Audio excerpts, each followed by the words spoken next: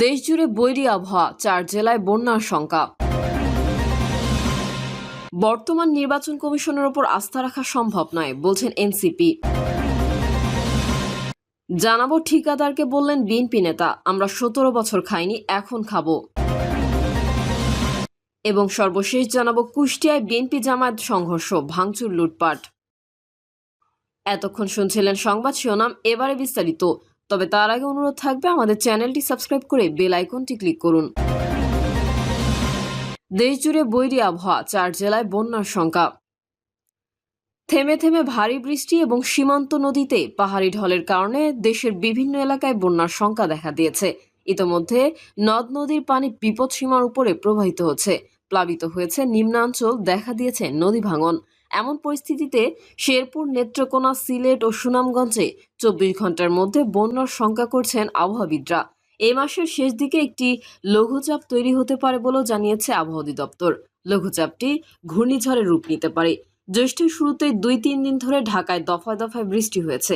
দেশের বিভিন্ন স্থানেও কম বেশি বৃষ্টিপাত হচ্ছে।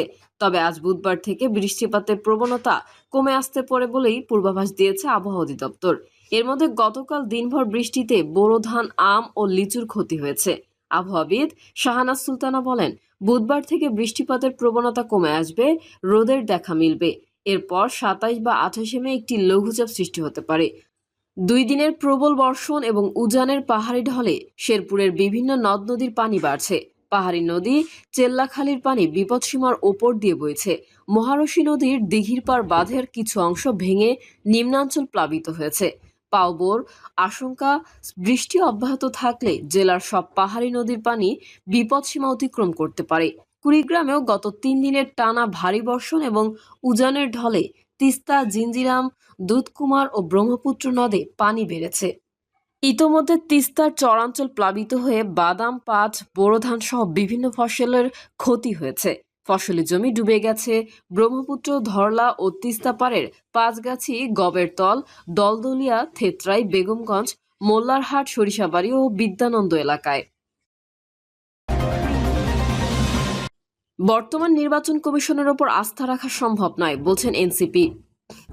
বর্তমান নির্বাচন কমিশনের ওপর আস্থা রাখা সম্ভব নয় বলে জানিয়েছে জাতীয় নাগরিক পার্টি।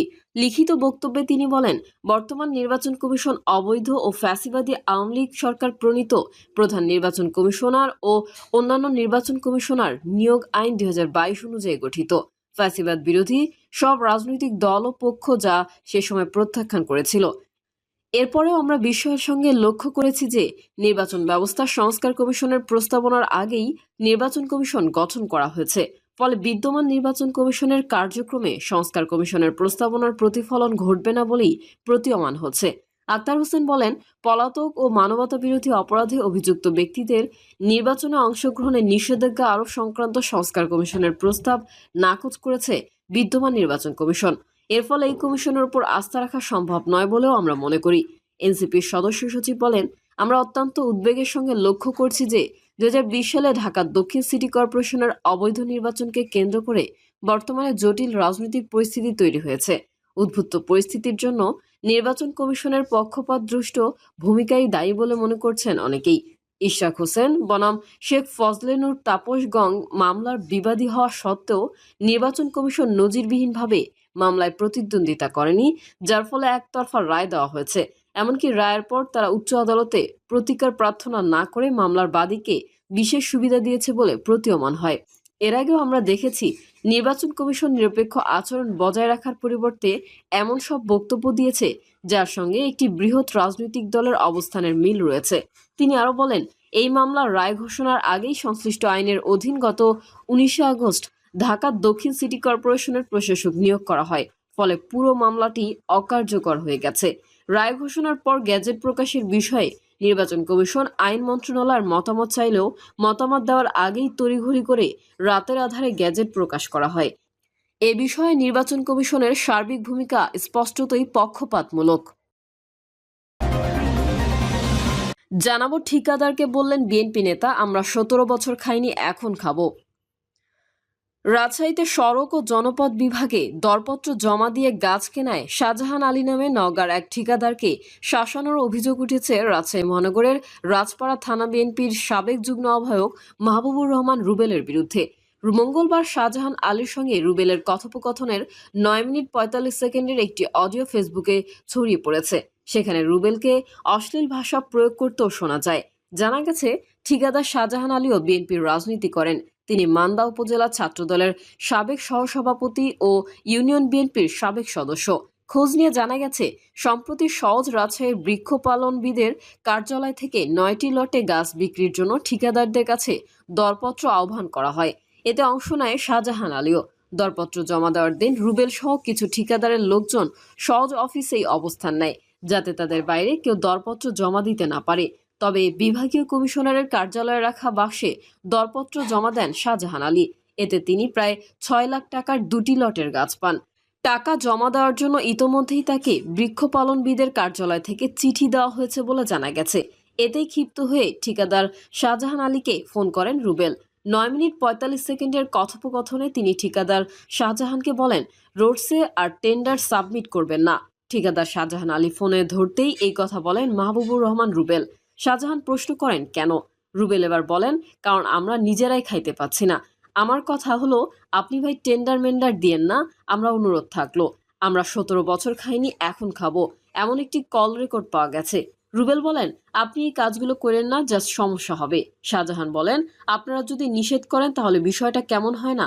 রুবেল বলেন, এখন এমন অবস্থা হয়েছে, মান্দার লোক শুনলেই 4-5টা থাপ্পড় মারবে। শাহজাহান বলেন, মান্দার লোক তো আরো টেন্ডার করছে। জবাবে রুবেল বলেন, একটার পর একটা অপমান হবেই দেখবেন। আপনাকে আমি বললাম ভাই, ব্যক্তিগতভাবে মাথায় রাখেন। শাহজাহান জানতে চান, কি করলে অপমান হবে না সেটা বলেন। রুবেলের সাফ জবাব, টেন্ডার না দিলেই অপমান হবে না, টেন্ডার তো হয়েই গেছে। শাহজাহান এই কথা জানালে এরপর অশ্লীল ভাষায় কথা বলেন বিএনপির নেতা রুবেল। তিনি বলেন, আপনাকে এতবার ফোন দিলাম, আপনি ফোনই ধরেন না, তাহলে কি করব বলেন? শাহজাহান এ সময় ভদ্রভাবে কথা বলার অনুরোধ করেন। রুবেল বলেন, আপনাকে ফোন করলাম যে এটা উইথড্র করা লাগবে, আপনি ফোনই ধরেননি। শাহজাহান বলেন, উইথড্র কেউ না করলে আমি কেন করব ভাই? রুবেল বলেন, এটা আমরা মীমাংসা করতাম। শোনেন ভাই, এখন ডিজিটাল যুগ, কাউকে গোপনে টাকা দিয়ে কোনো ব্যবসা হবে না, ওপেন আপনাকে আসতে হবে।